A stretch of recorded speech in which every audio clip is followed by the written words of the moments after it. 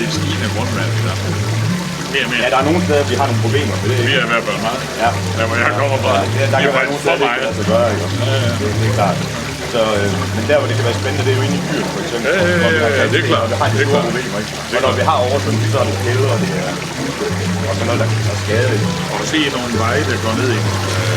Ja, det vi lidt snakker om, det er jo fordi, som vejbesøgeren siger, ikke, at det levetiden er forventeligt kortere.